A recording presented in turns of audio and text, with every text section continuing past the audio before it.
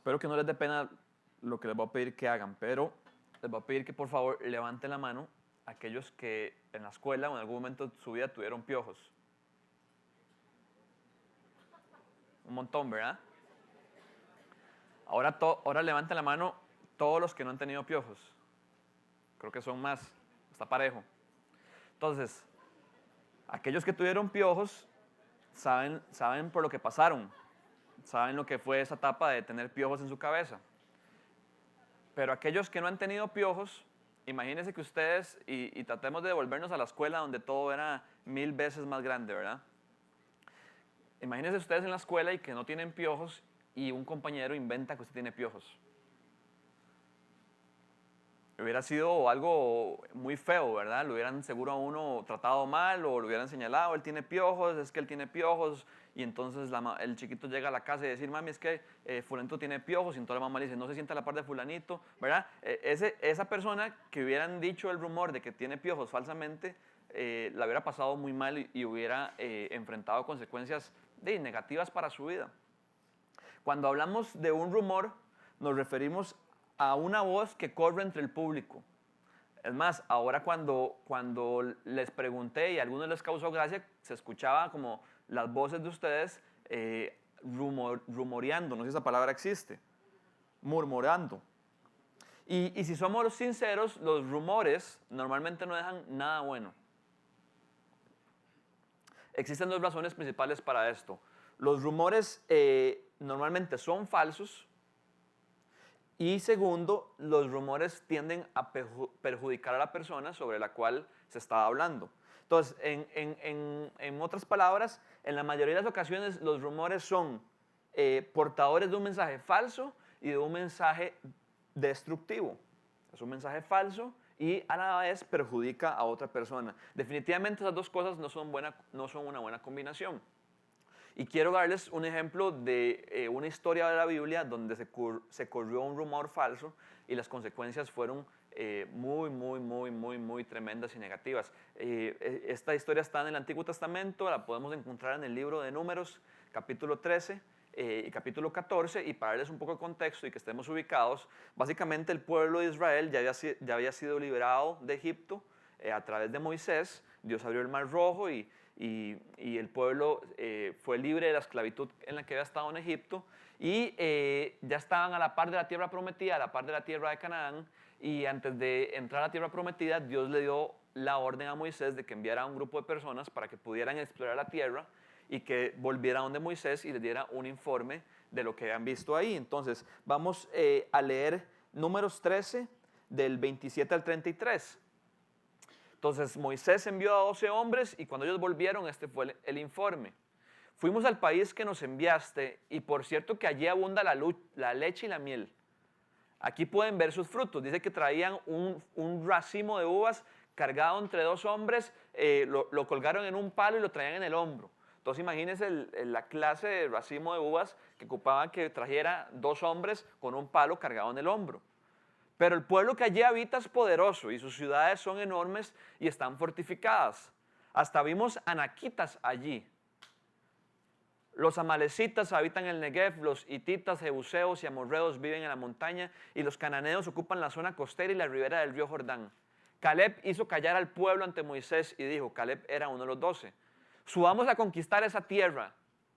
Estoy seguro de que podremos hacerlo, pero los que habían ido con él respondieron, no podremos combatir contra esta gente, son más fuertes que nosotros. Y comenzaron a esparcir entre los israelitas falsos rumores acerca de la tierra que habían explorado. Decían, la tierra que hemos explorado se traga a sus habitantes. Ojo lo que se inventaron. Y los hombres que allí vimos son enormes. Hasta vimos anaquitas. Anaquitas eran unos supuestamente gigantes. Comparados con ellos parecíamos langostas y así nos veían ellos a nosotros. Entonces, este fue el informe que ellos dieron. Fue mitad verdad, mitad falso. Mitad verdad, efectivamente era una tierra donde abundaba la leche y la miel, donde los frutos eran ricos y eran grandes, o sea, era una tierra buena de poseer, pero se empezaron a inventar de que los enemigos eran grandísimos y que la tierra se tragaba a las personas, y entonces todo el mundo se llenó de temor y dijeron, no, mejor no vayamos ahí. Y ahora quiero que leamos las consecuencias de esos falsos rumores en el capítulo siguiente, en Números 14, del 26 al 38. El Señor le dijo a Moisés y a Aarón, que eran como, Moisés era el líder del pueblo y Aarón era el hermano de Moisés, ¿hasta cuándo ha de murmurar contra mí esta perversa comunidad? Cuando los espías llegaron con este informe, todo el mundo empezó a hacer un despelote. Dijeron, mejor devolvámonos a Egipto, nos hubiéramos quedado mejor ahí, consigámonos a otro líder y derroquemos a Moisés, otro que sí nos haga caso y nos bendiga. Entonces empezaron a murmurar contra Dios. Ya he escuchado cómo se quejan contra mí los israelitas. Así que diles de parte mía, juro por mí mismo que haré que se le cumplan sus deseos. Los cadáveres de todos ustedes quedarán tirados en este desierto. Ninguno de los censados mayores de 20 años que murmuraron contra mí tomará posesión de la tierra que les prometí. Solo entrarán en ella Caleb y Josué, que fueron los únicos dos de los 12 que no inventaron cosas. También entrarán en la tierra los niños que ustedes dijeron que serían botín de guerra, y serán ellos los que gocen de la tierra que ustedes rechazaron. Pero los cadáveres de todos ustedes quedarán tirados en este desierto. Durante 40 años los hijos de ustedes andarán errantes por el desierto. Cargarán con esta infidelidad hasta que el último de ustedes caiga muerto en el desierto. La exploración del país duró 40 días, así que ustedes sufrirán 1 año por cada día.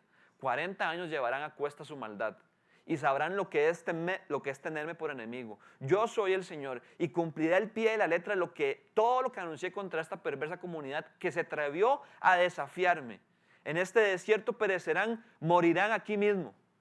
Los hombres que Moisés había enviado a explorar el país fueron los que al volver difundieron la falsa información de que la tierra era mala. Con esto hicieron que toda la comunidad murmurara. Por eso los responsables de haber difundido ese falso informe acerca de aquella tierra murieron delante del Señor víctimas de una plaga.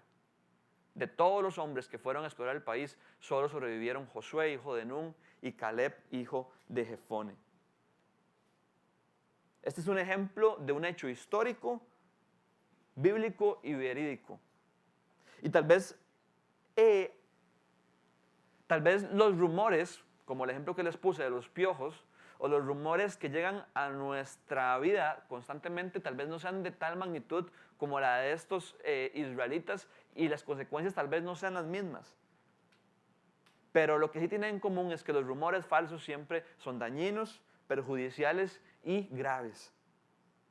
La razón por la que les cuento todo esto es porque hoy vamos a continuar con nuestro estudio del libro de Timoteo, y lo que vamos a estudiar es cómo en aquel momento habían unos falsos maestros infiltrados en la iglesia que se estaban encargando de difundir y enseñar falsas enseñanzas. Y así como un rumor de piojos podría perjudicar a un niño, y así como los rumores de esos espías perjudicaron a todo el pueblo de Israel, falsas enseñanzas dentro de la iglesia pueden perjudicarnos gravemente. Entonces, si tienen sus Biblias, por favor, vayamos a 1 Timoteo, capítulo 1, versículo del 7 al 11. Y si no, va a estar en la pantalla. Dice así, 1 Timoteo 1, del 7 al 11. Pablo le está escribiendo a Timoteo sobre estos hombres. Y dice, pretenden ser maestros de la ley, de la Torá, de la Escritura, de los mandamientos. Pero en realidad no saben de qué hablan ni entienden lo que con tanta seguridad afirman. Ahora bien, sabemos que la ley es buena si se aplica como es debido. Tengamos en cuenta que la ley no se ha instituido para los justos, sino para los desobedientes y rebeldes, para los impíos y pecadores, para los irreverentes y profanos. La ley es para los que maltratan a sus propios padres, para los asesinos, para los adúlteros y los homosexuales, para los traficantes de esclavos, los embusteros y los que juran en falso. En fin, la ley es para todo lo que está en contra de la sana doctrina enseñada por el glorioso evangelio que el Dios bendito me ha confiado. La semana pasada, Rodri nos dio un poco de contexto sobre la carta 1 Timoteo. 1 Timoteo fue escrita por el apóstol Pablo y iba dirigida a Timoteo, quien en ese momento estaba pastoreando la iglesia de Éfeso. Y el encargo principal que Pablo le da a Timoteo es que le ordenara, esa es la palabra que el texto utiliza, ya la vamos a leer, a los falsos maestros que dejaran de enseñar lo que estaban enseñando. Leamos 1 Timoteo 1:3. Pablo, al partir para Macedonia, le encargó a Timoteo que permaneciera en Éfeso y le ordenara a algunos supuestos maestros que dejaran de enseñar doctrinas falsas. Ahora bien, yo no sé ustedes, pero cuando yo escucho la palabra falsos maestros o maestros en la Biblia, no sé por qué me imaginaba simplemente como individuos que andaban emitiendo rumores y murmurando en contra de Dios en medio de la gente, pero como simplemente un individuo común y corriente. Pero este no era el caso de lo que estaba sucediendo en la iglesia de Éfeso. Estos falsos maestros que estaban murmurando, que estaban esparciendo falsas enseñanzas, eran pastores mismos de la iglesia de Éfeso. Y Pablo les había advertido a estos hombres acerca de esto. Leamos lo que dice Hechos 20, del 26 al 31. Para los que no saben, Hechos es el libro de cómo la iglesia se empezó a esparcir y las iglesias se empezaron a fundar. Entonces, aquí en Hechos 20, Pablo estaba en la iglesia de Éfeso, había permanecido ahí por 3 años enseñándoles y les está dando el anuncio de que se va a ir a seguir con sus viajes misioneros. Y esto es lo que Pablo le dice a los pastores. Aquí Pablo le está hablando a los pastores de la iglesia. Por tanto, pastores de la iglesia de Éfeso, hoy les declaro que soy inocente de la sangre de todos, porque sin vacilar les he proclamado todo el propósito de Dios. Tengan cuidado de sí mismos y de todo el rebaño sobre el cual el Espíritu Santo los ha puesto como obispos para pastorear la iglesia de Dios, que Él adquirió con su propia sangre. Sé que después de mi partida entrarán en medio de ustedes lobos feroces que procurarán acabar con el rebaño. Aún de entre ustedes mismos, le está hablando pastores, a los obispos, se levantarán algunos que enseñarán falsedades para arrastrar a los discípulos que los sigan. Así que estén alerta. Recuerden que día y noche, durante 3 años, no he dejado de amonestar con lágrimas a cada uno en particular. Ahora leamos del 36 al 38, ahí mismo en Hechos 20. Después de decir esto, Pablo se puso de rodillas con todos ellos y oró. Todos, imaginémonos esta escena, Pablo ya ha estado 3 años con ellos. Se puso de rodillas, oró y todos los pastores lloraban inconsolablemente mientras lo abrazaban y lo besaban. Lo que más los entristecía era su declaración de que ellos no volverían a verlo. Y luego lo acompañaron hasta el barco para que Pablo pudiera seguir con sus viajes misioneros. Así que no eran simples individuos, no eran simples miembros de la iglesia. Y no es que hay diferencia de importancia ante Dios entre un creyente y un pastor. Todos somos igual de importantes y tenemos la misma dignidad delante de Dios. Pero Dios ha llamado a pocos hombres o a algunos hombres a tener el rol de pastorear y de ser obispos y estar a cargo de toda la iglesia de Dios. Y eran estos precisos hombres los que se habían infiltrado como lobos feroces para enseñar falsas enseñanzas y se estaban desviando. Los estudiosos estiman que desde el momento en el que Pablo se despidió de los ancianos de Éfeso hasta el momento en lo que está ocurriendo ahorita en 1 Timoteo, habían pasado 4 años. O sea, tan solo pasaron 4 años para que los pastores de la iglesia de Éfeso empezaran a enseñar cosas falsas. Y algunos podrán decir, 4 años es un montón, pero para mí la verdad 4 años es muy poquito. En tan solo 4 años, algo pasó en estos hombres que estaban llorando con Pablo inconsolablemente, agradecidos de todo lo que él había hecho por ellos durante 3 años, y de un pronto a otro estaban enseñando cosas falsas a la iglesia. Y lo primero que quiero que pensemos es que si pasó en aquella iglesia del primer siglo, nosotros aquí en la Viña Escazú no somos inmunes de que pasen estas cosas. Entonces yo quiero preguntarles a todos ustedes que están aquí sentados, ¿somos del tipo de personas, somos del tipo de creyente que cuando nos exponen la palabra de Dios podemos tener la capacidad o tal vez no la capacidad, aunque sea la intención de ir y verificar lo que nos han enseñado?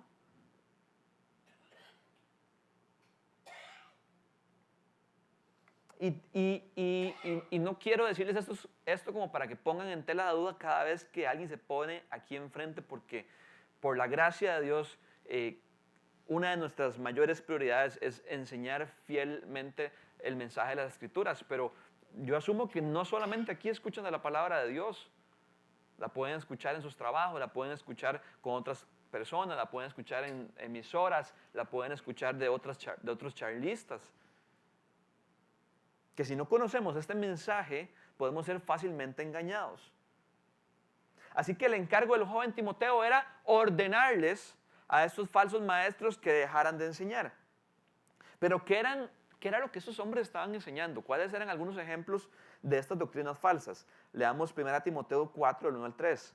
Esto está un poco más adelante en el libro, pero dice así: el Espíritu dice claramente que en los últimos tiempos, y los últimos tiempos son hoy, algunos abandonarán la fe para seguir a inspiraciones engañosas y doctrinas diabólicas. Ojo, aquí Pablo ya subió el tono, no está hablando de doctrinas falsas, habla de inspiraciones engañosas y doctrinas diabólicas. O sea, lo que se pone al mensaje de la verdad de la Biblia no es neutro, es del diablo. Tales enseñanzas provienen de embusteros hipócritas que tienen la conciencia encallecida. Aquí Pablo nos da una pista de qué pasó con estos hombres. Estos hombres dejaron que su conciencia dejara de tener efecto sobre sus vidas. Se les encalleció hasta el punto que terminaron totalmente desviados. Y estos eran unos ejemplos. Primero, prohíben el matrimonio. Y segundo, no permitían comer ciertos alimentos que Dios ha creado para que los creyentes, conocedores de la verdad, lo coman con acción de gracias. O sea, estaban, en otras palabras, imponiendo mandamientos nuevos que no estaban en las Escrituras. Se inventaron que era prohibido casarse y se inventaron que solo podían comer ciertos alimentos. El error, la falsa enseñanza de estos hombres era agregar a la ley mandamientos que no estaban en la ley. Y más adelante vamos a ver que la ley nunca ha existido con el propósito de que a través de cumplir la ley estemos bien con Dios. Pero si hay una ley ya escrita y alguien le agrega mandamientos a la ley, ¿qué es lo que uno supone? De que hay que hacerlos para estar bien con Dios. Entonces, estos hombres estaban agregando prohibiciones a la ley ya existente y él estaba causando en los creyentes de la iglesia que pensaran que tenían que cumplirlos para estar bien delante de Dios. Es decir, lo que estaba en juego no era nada superficial, sino era algo esencial para la iglesia de aquel tiempo y para la iglesia de hoy en día. Lo que está en juego se llama la verdad. Para Pablo la verdad siempre fue trascendental y crucial. Y una manera de darnos cuenta de esto es que a lo largo de su carta, 1 Timoteo, y luego en 2 Timoteo, utiliza la palabra verdad o la frase verdadera 18 veces. Y quiero que leamos unos cuantos ejemplos. 1 Timoteo 2, del 3 al 7. Esto es bueno y agradable a Dios nuestro Salvador, pues Él quiere que todos sean salvos y lleguen a conocer la verdad. Porque hay un solo Dios y un solo mediador entre Dios y los hombres, Jesucristo hombre, que dio su vida como rescate por todos. Este testimonio Dios lo ha dado a su debido tiempo y para proclamarlo me nombró heraldo y apóstol. Digo la verdad y no miento. Dios me hizo maestro de los gentiles para enseñarles la verdadera fe. 1 Timoteo 3, del 14 al 15. Aunque espero ir pronto a verte, Timoteo, escribo estas instrucciones para que si me retraso, sepas cómo hay que portarse en la casa de Dios, que es la iglesia del Dios viviente, columna y fundamento de la verdad. 1 Timoteo 6, del 3 al 4. Si alguien enseña falsas doctrinas, apartándose de la sana enseñanza de nuestro Señor Jesucristo y de la doctrina que se ciñe de la verdadera religión, es un obstinado que nada entiende. Este tal padece del afán enfermizo de provocar discusiones inútiles que generan envidias, discordias, insultos, suspicacias. Y leamos 2 Timoteo 4, del 3 al 4. Porque llegará el tiempo en que no van a tolerar la sana doctrina, sino que llevados de sus propios deseos se rodearán de maestros que les digan las novelerías que quieren oír. Dejarán de escuchar la verdad y se volverán a los mitos. Verdad, verdad, verdad, verdad. Digo esto y no miento. Pablo había sido llamado y apartado por Dios, comisionado por Dios para ser un heraldo, alguien que proclamara la verdad de Dios al pueblo de Dios. Pablo tenía esto en su corazón. Y yo me pregunto, ¿por qué Pablo era tan enfático y tan celoso en defender la verdad? Y la respuesta es que la iglesia de Dios y la Viña Escazú y cualquier iglesia local ha recibido el gran llamado de proclamar al mundo la verdad de Dios. Y con verdad me refiero al mensaje de la Biblia, es decir, el Evangelio. Leamos Efesios 1:13. En Él, en Cristo, ustedes, los que hemos creído en Él, cuando oyeron el mensaje de la verdad, ¿cuál es el mensaje de la verdad? El Evangelio que les trajo la salvación y lo creyeron, fueron marcados con el sello que es el Espíritu Santo prometido. La importancia de defender el mensaje de la Biblia es que el mensaje de la Biblia, el Evangelio, las buenas noticias de Dios a través de Cristo tienen el poder para salvar a las personas. Por eso es que Pablo era tan enfático y tan celoso en defender la verdad, porque la verdad, el mensaje de la Biblia, tiene el poder para salvar a las personas. Y yo quiero que nos preguntemos, ¿nos hemos tomado el tiempo para meditar en esto? Que el mensaje de las Escrituras, el Evangelio, las buenas noticias de la vida y obra de Jesús, para aquellos que pongan su fe en Él, pueden salvar a las personas. No era nada superficial, no era nada de, sí, déjenlos que sigan hablando y nosotros sigamos con lo nuestro. Ahora bien, esto no quiere decir que el único mensaje que deberíamos defender es el Evangelio. Y con esto me refiero a cómo ser salvos, a cómo tener una relación con Dios. Porque la Biblia dice que toda palabra, toda la Escritura es inspirada por Dios. Y es útil para reprender y aconsejar y corregir, a fin de capacitar al siervo de Dios para toda buena obra. Entonces no solamente es defender el Evangelio, defender lo que Jesús hizo y cómo eso nos salva y nos rescata y nos reconcilia con el Padre, sino defender todo el mensaje de la Biblia. Y yo quiero que nos preguntemos, ¿somos personas intencionales en defender la verdad? ¿O somos personas que preferimos evitar una discusión con tal de no incomodar a nadie y quedarle bien a todos? Porque hoy en día, afirmar, tener una verdad y estar parados, firmes y macizos y bien cimentados sobre una verdad es ser una persona intolerante. Y el apóstol Pablo diría enseñanzas diabólicas. Porque hay una verdad clara y absoluta que Dios nos ha dejado en su palabra. Entonces yo me pregunto, ¿somos personas intencionales en defender la verdad? ¿O preferimos evitar lo que haya que evitar con tal de quedarle bien a todo el mundo? ¿O con tal de que nos llamen o nos tilden de cierta manera? Y es que pongámonos en los pies de Timoteo. El mandato literal fue, Timoteo, te ordeno que a tales hombres te encargues de ellos y que no enseñen más.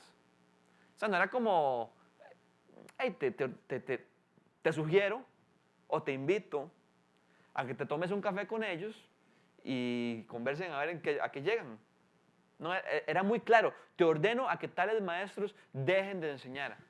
O sea, no era algo fácil para Timoteo, no era como que Pablo le estaba poniendo algo tuanis. Iba a involucrar, iba a implicar de alguna manera incomodidad para Timoteo, pero lo que estaba en juego lo valía. No estoy diciendo que para defender la verdad los cristianos tenemos que convertirnos en personas peleonas. No estoy diciendo eso. Lo que sí estoy diciendo es que muchas veces hemos confundido erróneamente que ser cristiano implica callar ante las injusticias y peligros que nos rodean. Y yo creo que esa no es la voluntad de Dios. Veamos un ejemplo de la vida de Jesús en Juan 2, versículo 13 al 17. Es uno de los pasajes más famosos de la Biblia porque es muy llamativo. Cuando se aproximaba la Pascua de los judíos, subió Jesús a Jerusalén. Cuando había Pascua en Jerusalén, no sé exactamente cuánto, pero su población se multiplicaba. Y en el templo halló a los que vendían bueyes, ovejas y palomas, e instalados en sus mesas a los que cambiaban dinero. Entonces Jesús, haciendo un látigo de cuerdas, echó a todos del templo, juntamente con sus ovejas y sus bueyes, regó por el suelo las monedas de los que cambiaban dinero y derribó sus mesas. A los que vendían palomas les dijo: saquen esto de aquí. ¿Cómo se atreven a convertir la casa de mi padre en un mercado? Sus discípulos se acordaron de que estaba escrito: el celo por tu casa me consumirá, refiriéndose a Jesús. Jesús no cayó ante la injusticia. Jesús no cayó ante lo que la gente estaba haciendo en su casa ese día. Lo que la gente estaba haciendo en su casa ese día era que la gente que estaba vendiendo los bueyes y los animales para que la gente que había viajado largas distancias pudiera ofrecer sus sacrificios en las Pascuas, lo estaban vendiendo a un precio mucho más caro para hacer negocio. O sea, estaban utilizando la adoración de la gente para con Dios para hacerse ricos y hacer negocio. Y cuando Jesús se dio cuenta de eso, dice que hizo un látigo, no era como que Jesús lo andaba, lo hizo en el momento, tiró las monedas, volcó las mesas y echó a todo el mundo. Y los discípulos se desprendió el bombillo y dijeron: con razón estaba escrito que el celo por su casa lo iba a consumir. ¿Qué es cuando algo lo consume a uno? Literalmente que fui consumido por las llamas, me quemé, me incendié. Algo tomó control sobre mí. Este hombre fue consumido por sus pasiones y entonces la gente piensa en que se dejó llevar por sus deseos. A Jesús lo consumió el celo por su casa, para que su casa siguiera siendo su casa y pudiera seguir siendo un fundamento y columna de la verdad para todo el mundo. Y yo me pregunto, ¿hay así un celo en nosotros por la iglesia de Cristo y por el mensaje de la iglesia de Cristo, específicamente el evangelio de Cristo? ¿Hay en ustedes un celo de que aquí en la Viña Escazú estemos centrados y arraigados y construyamos esta iglesia sobre la palabra de Dios?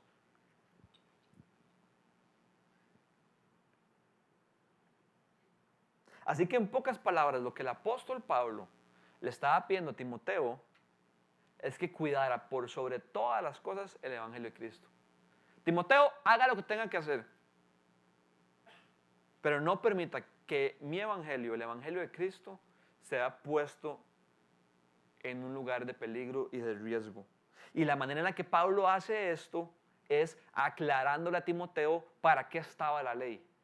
Porque ya entendimos que lo que estos falsos maestros estaban haciendo era añadiendo mandamientos a la ley y prohibiciones, como no casarse y no comer ciertos alimentos, y que esto estaba provocando en la vida de los creyentes, estaban asumiendo que tenían que hacer las cosas para estar bien o no estar bien con Dios. Entonces, la manera en la que Pablo instruye a Timoteo de cuidar el evangelio es recordándole a Timoteo y refrescándole su memoria y su corazón de para qué existía la ley.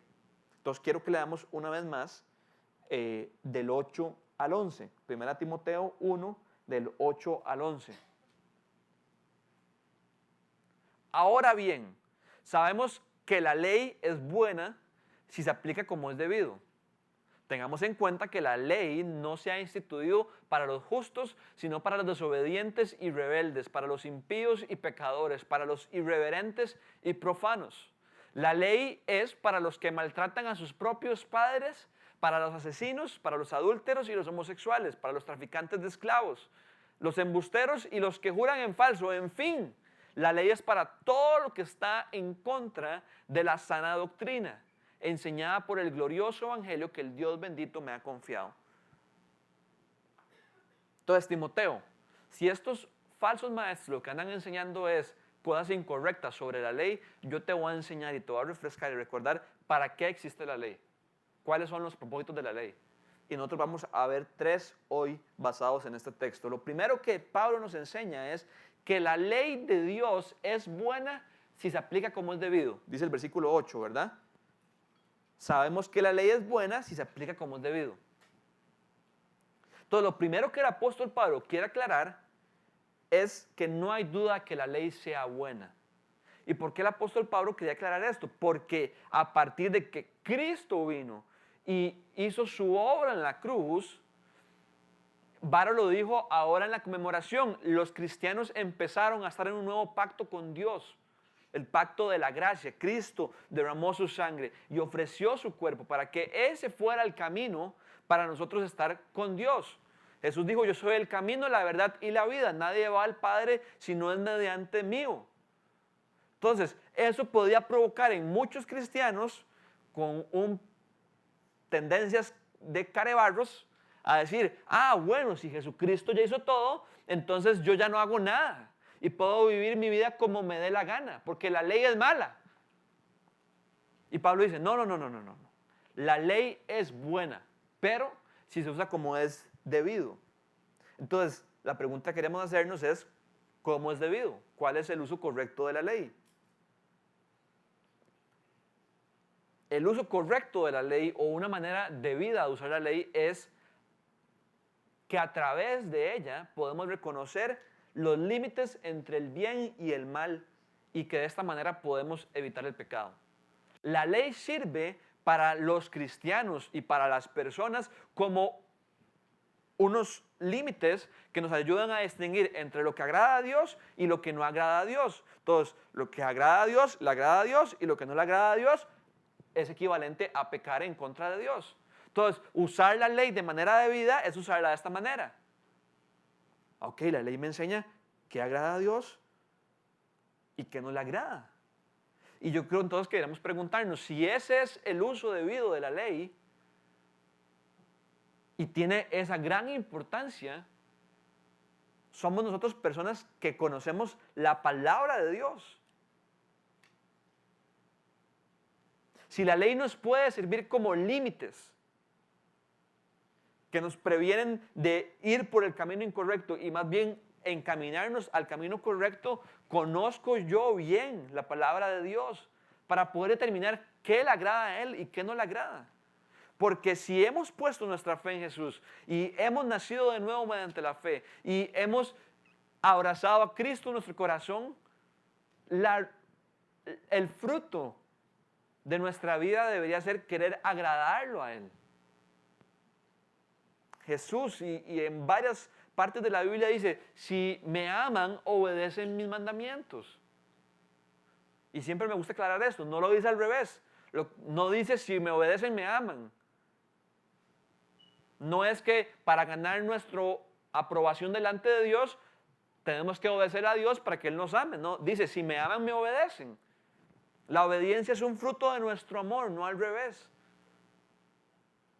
Pero de que del amor florece obediencia no hay duda. Entonces somos nosotros personas que conocemos las Escrituras y que podemos saber qué agrada a nuestro Dios y qué no agrada a nuestro Dios. ¿Cuántas veces usted ha estado en una situación donde dice, yo no sé si esto le agrada a Dios? ¿Y cuántas veces nuestra reacción ha sido ir a preguntar a otra persona, hey, ¿vos sabes si esto le agrada a Dios? Que eso no tiene nada de malo. Pero ¿por qué no más bien ir y conocer al Dios de las Escrituras y encontrar nosotros mismos las respuestas? Mira, a Dios no le agrada esto. Su ley es clara, su ley me trae vida, su ley me enseña por dónde Él quiere que yo camine.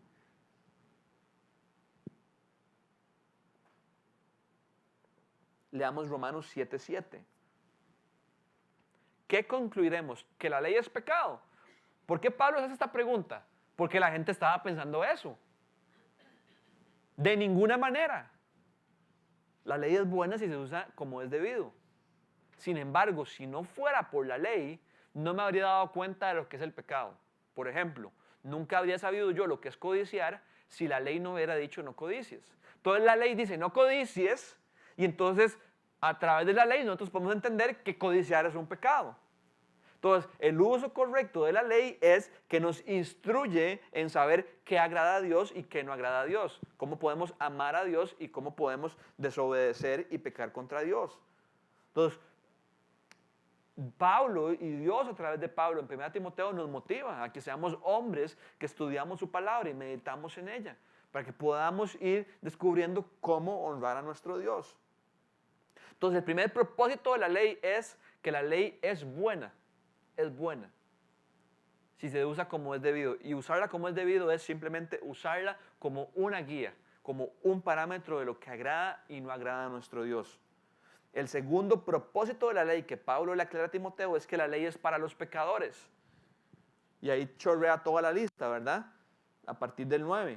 La ley no es para los justos, sino que es para los desobedientes y los rebeldes, para los impíos y los pecadores, para los irreverentes y los profanos. Y luego da una lista de 6 pecados más específicos. Entonces, ¿cuál es el segundo propósito de la ley? El segundo propósito de la ley es enseñarnos nuestro pecado.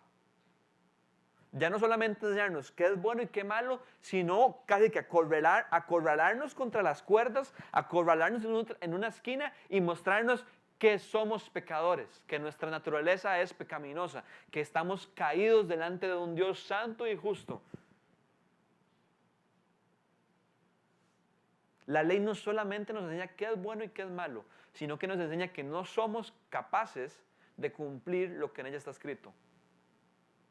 Leamos Romanos 7, del 8 al 13. Esta es la continuación de lo que Pablo acaba de decir, de que a través de la ley él entendió que codiciar era pecado. Y sigue elaborando su argumento. Pero el pecado, aprovechando la oportunidad que le proporcionó el mandamiento, despertó en mí toda clase de codicia. Porque aparte de la ley, el pecado está muerto. En otro tiempo yo tenía vida aparte de la ley. Pero cuando vino el mandamiento, cobró vida el pecado y yo morí. Se me hizo evidente que el mismo mandamiento que debía haberme dado vida me llevó a la muerte. Porque el pecado se aprovechó del mandamiento, me engañó y por medio de él me mató. Concluimos pues, aquí está de nuevo Pablo defendiendo la ley, que la ley es santa y que el mandamiento es santo, justo y bueno. Pero entonces lo que es bueno se convirtió en muerte para mí. De ninguna manera. Más bien fue el pecado lo que, valiéndose de lo bueno, me produjo la muerte. Ocurrió así para que el pecado se manifestara claramente, o sea, para que mediante el mandamiento se demostrara lo extremadamente malo que es el pecado. Sé que son muchas palabras y sé que es un poco trabalenguas. Pero lo que Pablo está diciendo es que el propósito de la ley es abrirnos los ojos para darnos cuenta que todos somos culpables delante de un Dios santo y justo.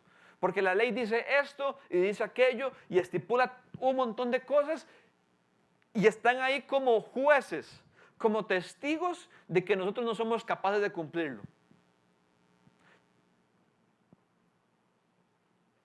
Por eso digo que la ley nos acorrala y nos esquinea, mostrándonos que no somos capaces de cumplir lo que la ley está ahí escrito. Pero esto de alguna manera son buenas noticias, porque al darnos cuenta de nuestra condición caída, al darnos cuenta de que la ley es un chorreado de cosas y que nosotros no podemos cumplirlas, entendemos que estamos necesitados y cobramos conciencia, o por lo menos este es el propósito con el cual Dios estableció la ley, cobramos conciencia de que necesitamos desesperadamente de un Salvador. Aquí Pablo lo pone más claro en Gálatas 3, 22 al 25. La Escritura declara que todo el mundo, cualquier persona aquí sentada y yo aquí enfrente, somos prisioneros del pecado, para que mediante la fe en Jesucristo lo prometido se les conceda a los que creen. Antes de venir esta fe, la ley nos tenía presos. Entonces, hagamos una pausa ahí. Éramos prisioneros del pecado y ¿quién nos tenía presos? La ley. La ley nos tenía presos. La ley era quien evidenciaba que no podíamos cumplir lo que la ley establecía. Pero hay buenas noticias. Nos tenía presos, encerrados. No fue para siempre. Hasta que la fe se revelara. ¿Y cómo se reveló la fe? A través de Cristo. Así que la ley vino a ser nuestro guía. Esa palabra en el lenguaje original era tutor. Eran los hombres que se encargaban de cuidar a los niños mientras iban creciendo. La ley vino a ser nuestro guía. ¿Con qué propósito? Encargada de conducirnos a Cristo para que fuéramos justificados por la fe.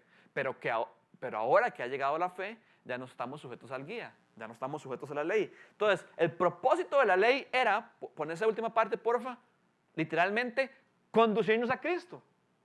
La ley era nuestra guía. Y aquí es donde mi cabeza explota ante la soberanía y sabiduría de Dios. Dios creó una ley que no podemos cumplir. Y entonces todo el mundo dice, ay Dios, ¿para qué la creaste? Si no podemos cumplirla, eso es como, no sé, como que te falta sentido común, ¿verdad? ¿Para qué creas algo que no sirve? Y Dios dice, no, es que lo que ustedes no sabían es que yo lo creé con el propósito de conducirlos a Cristo. Con el propósito de que no estuvieran presos bajo la ley, sino que mediante la fe pudieran ser libres. Entonces la ley, claro que es buena y santa y justa. Y la ley es un regalo de la gracia de Dios. Porque si no hubiera sido por la ley, nosotros no somos tan cargas, ni tan espirituales, ni tan buenos, ninguno, para cobrar conciencia de que ocupábamos a un Salvador. Ocupábamos fallar y fracasar en la cara, literalmente, para darnos cuenta que no podíamos. Y para eso Dios estableció la ley. Uy, que Dios más rata. No, más bien que Dios más misericordioso y lleno de gracia. Porque si no seguiríamos dando tumbos contra la pared pensando que sí podemos y que sí podemos. Pero cuando hay un mandamiento escrito que dice, no harás esto, no harás lo otro, y intentamos y probamos y nos esforzamos cada vez con más y más deseo, tarde o temprano la ley nos conducirá al momento donde tendremos que exclamar, ocupo de Cristo. Ocupo de un Salvador. Ya no puedo seguir tratando mediante mi esfuerzo. Tengo que empezar a tratar mediante la fe. Entonces, no es que la ley nos salva. Eso sería una herejía. La ley no nos salva. Lo que la ley hace es conducirnos a Cristo. Y Cristo es quien nos salva. Y estas son las buenas noticias del Evangelio.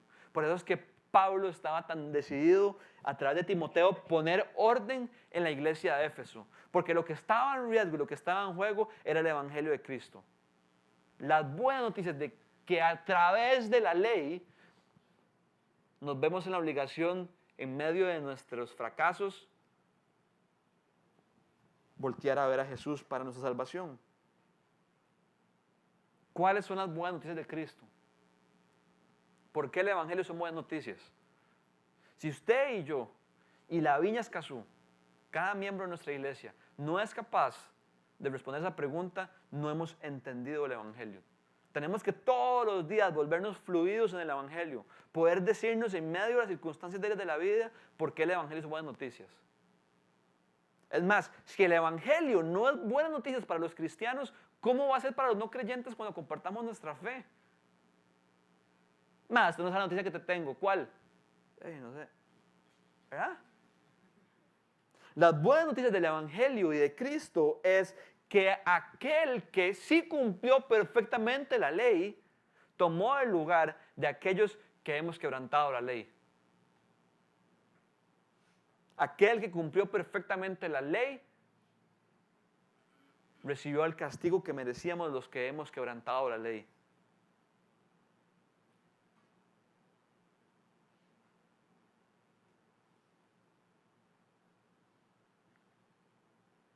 Cristo vivió la vida que usted y yo jamás seremos capaces de vivir. Una vida de obediencia perfecta al Padre. Y a eso sumémosle que Cristo murió la muerte que usted y yo merecíamos. Por nuestros pecados recibió nuestro castigo. Y Cristo resucitó, venciendo sobre la muerte y sobre el pecado, sobre Satanás. Aquel que cumplió perfectamente la ley por los que nunca podremos hacerlo. Esas son las buenas noticias de Cristo. Si alguno de ustedes se pregunta cuál es el propósito de que Pablo haya chorreado esos 6 pecados tan específicos, pongámoslos de nuevo a partir del versículo 9. La ley es para los que maltratan a sus propios padres, 1, para los asesinos, 2, para los adúlteros y los homosexuales, 3, para los traficantes de esclavos, 4, los embusteros, 5, y los que juran en falso, 6. ¿Por qué esos 6 y por qué nosotros? Porque la ley es para ellos y no para los borrachos o no para cualquier otro pecado. Mi respuesta es que yo creo que lo que Pablo estaba tratando de hacer aquí era hacer alusión a la segunda parte de los 10 mandamientos. ¿Cuáles son los 10 mandamientos? No tener otros dioses, no hacerse ídolos, no usar el nombre de Dios en vano, guardar el día de reposo, honrar a padre y a madre. Esa es la segunda parte ya. Honrar a padre y a madre, no matar, no cometer adulterio, no robar, no decir falso testimonio, no codiciar. Entonces, si se dan cuenta, hay los primeros 4, no hacerse otros dioses, no hacerse ídolos, no usar el nombre de Dios en vano, guardar el día de reposo para consagrarlo. Todos están direccionados a nuestra relación con Dios. Es una manera de entender cómo amar a Dios con todo nuestro corazón, con toda nuestra mente, con todo nuestro ser, con todas nuestras fuerzas. A Jesús le preguntaron, ¿cuál es el mandamiento más importante? Amarás a Dios con todo lo que tienes.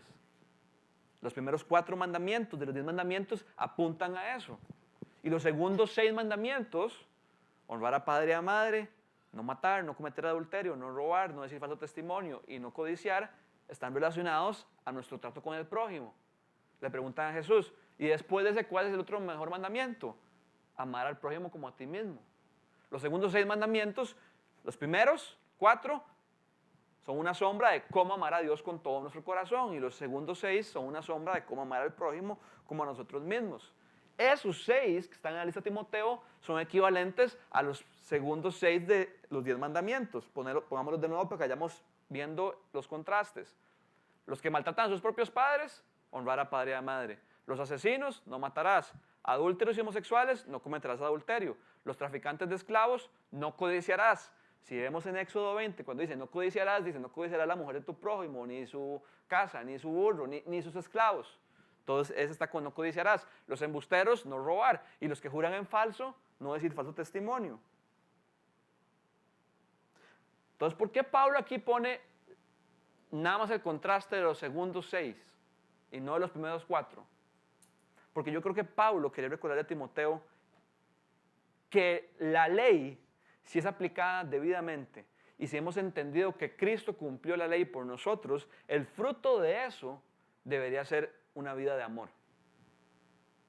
Y así como los segundos 6 mandamientos estaban establecidos para enseñarnos a cómo amar al prójimo, aquí Pablo nos está diciendo que la ley es para todos estos, es para recordarnos que la ley, el fruto es el amor.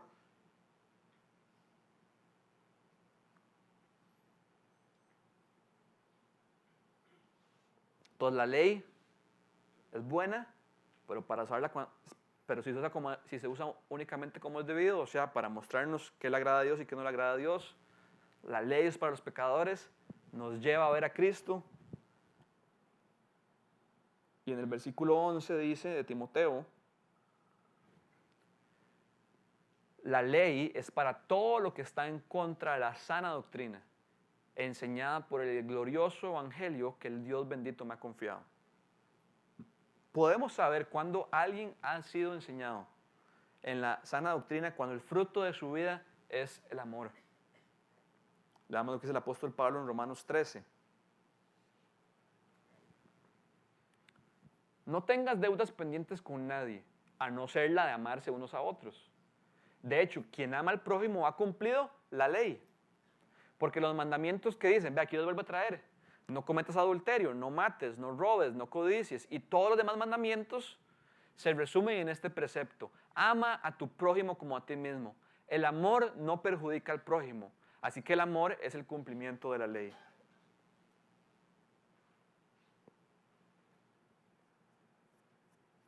Qué importante es esto. Qué importante es esto. A mí me reta demasiado. Cómo a veces perdemos tan rápido el norte de nuestra vida. Y nos enredamos en los mandamientos de Dios y perdemos de vista lo más importante. Que de nada nos sirve cumplir los mandamientos si no produce amor en nuestra vida. De nada nos sirve buscar a Dios, de nada nos sirve hacer un montón de rituales y de tradiciones, de nada nos sirve congregarnos todos los días, de nada nos sirve nada lo que hagamos. Si el fruto de nuestra vida no es que a través de ser transformados por Dios, nos volvamos en personas que aman más a nuestro prójimo, para que a través de amar más a nuestro prójimo, la gente pueda encontrar un reflejo del amor que Dios nos tiene. Una vez escuché a alguien que dijo, tenemos que vivir vidas que demanden preguntas cuya única respuesta es el Evangelio. Tenemos que vivir vidas, estilos de vida, que demanden preguntas, que cuando la gente vea nuestro estilo de vida y se pregunte ¿por qué así? La única respuesta posible a dar sea el Evangelio. Thomas, un profesor del Nuevo Testamento, Thomas Reiner, lo explica de la siguiente manera. Dice así: la intención y el propósito de la ley se cumplen cuando nos amamos. Las normas morales explican el camino del amor, el camino, trazando cómo se expresa el amor. Sin embargo, el amor no se resume en guardar los mandamientos, ya que uno puede guardar los mandamientos y aún así no amar. El amor es más que guardar los mandamientos. El amor siempre busca lo que es edificante y bueno para los demás, y no se contenta con calcular si uno ha cumplido la regla adecuada. Qué tremendo eso, ¿verdad?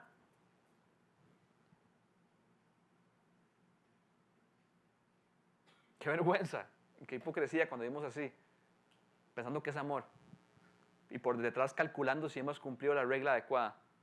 En otras palabras, el amor siempre busca lo que traerá la mayor gloria a Dios en la vida de mi prójimo.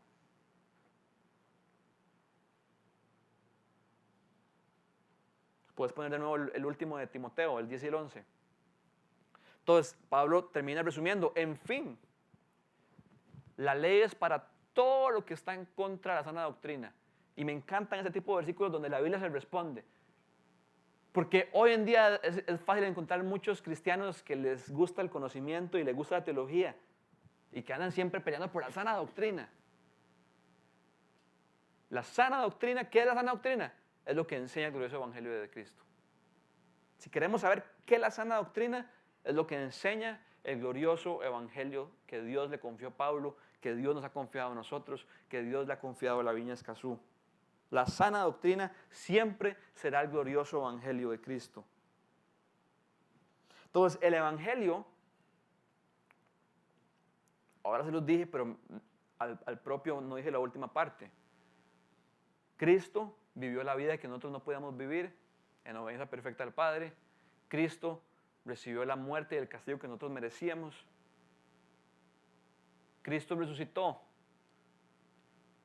y ascendió al cielo, y una vez ascendido al cielo, derramó sobre sus hijos, sobre sus discípulos, sobre sus seguidores el Espíritu Santo, para que el Espíritu Santo nos empoderara. Y ahora sí, ya no a través de nuestras propias fuerzas, sino a través del Espíritu Santo, pudiéramos vivir la vida que Dios quiere que vivamos. O sea, que pudiéramos vivir conforme a su ley. Leamos lo que dice, con esto terminamos, Ezequiel 36, 25 al 27. Un profeta del Antiguo Testamento, antes de que Cristo viniera, eso lo chiva la Biblia, todo está amarrado. Antes de que Cristo viniera, el propósito estaba claro. Les rociaré con agua pura y quedarán purificados. Los limpiaré de todas sus impurezas e idolatrías. Les daré un nuevo corazón y les infundiré un espíritu nuevo. ¿Cuándo sucede eso? Cuando ponemos nuestra fe en Cristo. Nos da un nuevo corazón y nos infunde un espíritu nuevo. Les quitaré ese corazón de piedra que ahora tienen y les pondré un corazón de carne. Infundiré mi espíritu en ustedes y quedará ese espíritu dentro de nosotros. Y haré a través de ese espíritu que siga mis preceptos y obedezca mis leyes. Entonces Pablo dice, la ley es para los pecadores, para los injustos, para los rebeldes, para los irreverendos. Y todos esos tenemos nombre y apellido y somos usted y yo. Pero a través de lo que Cristo hizo en la cruz, si abrazamos a Jesucristo como Salvador y ponemos nuestra fe en Él, no solamente nuestros pecados son perdonados, no solamente nuestro destino está asegurado, sino que hoy, en el presente, podemos vivir conforme a la ley de Dios si vivimos según su Espíritu que vive en nosotros. Y esa es la invitación que Dios nos quiere hacer hoy. Pongamos de pie.